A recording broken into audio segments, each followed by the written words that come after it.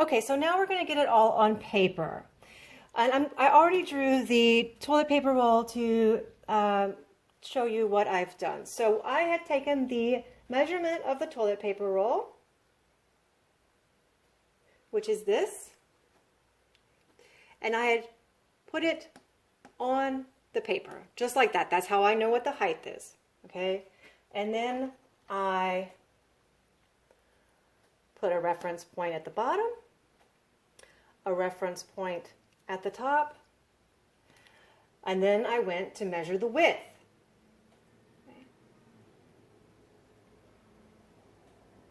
Okay. And this is the measurement that I got for the width. I put it down on the paper, right there, and I put in my reference points. Okay. So now I had reference points for the top of the object, the length of the object, and the width of the object. And I drew it based on those measurements. Okay. So now I'm going to try, for about the 20th time, to get a good video of me drawing this larger toilet paper roll. Paper towel roll. Okay? So, just as before, I'm going to measure the height, which is about this. Okay? And I'm going to put a point there and a point there for the height. Okay?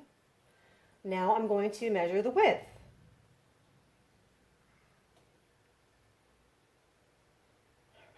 Here is the width.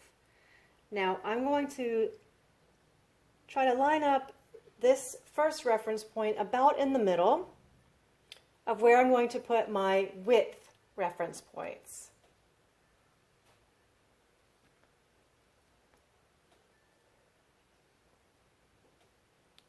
Okay, I'm going to do one more down here. Now it goes behind the toilet paper roll. That's not quite in the middle. The toilet paper roll. And I'm going to show you what you do about that. Just a second. Okay, so I have my reference points. 2 up here for width, height right there. 2 here for width down here, and then the height right here. I'm going to pause and connect the dots. Just a second.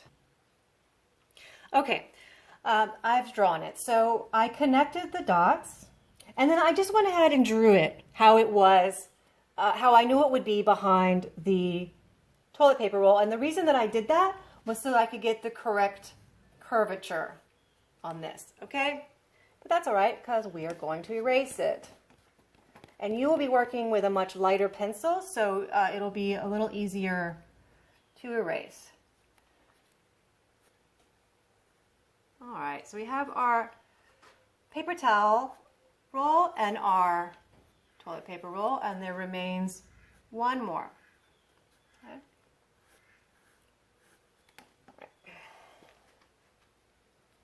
Stop nitpicking, Emily. Okay, so now measuring the big glass. So how tall are we? This tall.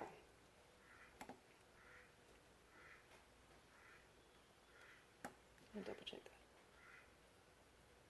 So I had it differently last time. There we go. Okay. Make the reference points for height. Right there. Now my cup is slightly bigger on the top than it is on the bottom. So I'm going to have to do 2 width measurements. Here is the top. Try that one more time.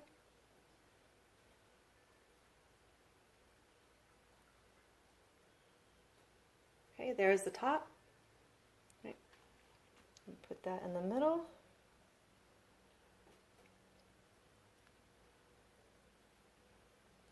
Making sure this top reference point is fairly in the middle. Okay, and then I'm going to measure the bottom.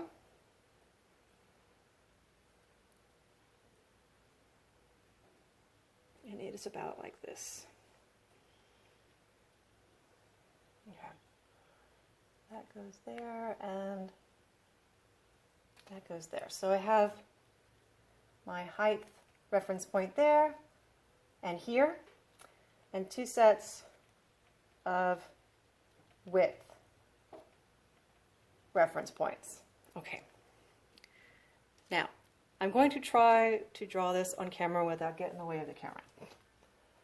Let's see. All right, here we go. Okay, so connect those.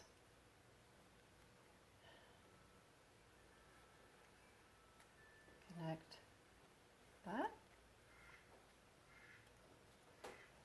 Remember, it is a rounded object, so it has a rounded bottom, and this is the back of the cup that we saw. All right, so connecting those. Now, another thing we're going to measure this time is the opening of that cup. I did the same thing with these openings. So let's see.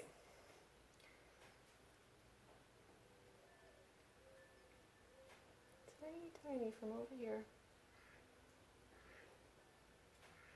It is about that wide.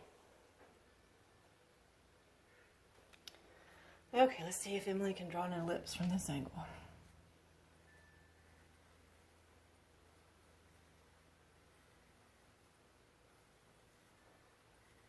When you're drawing ellipses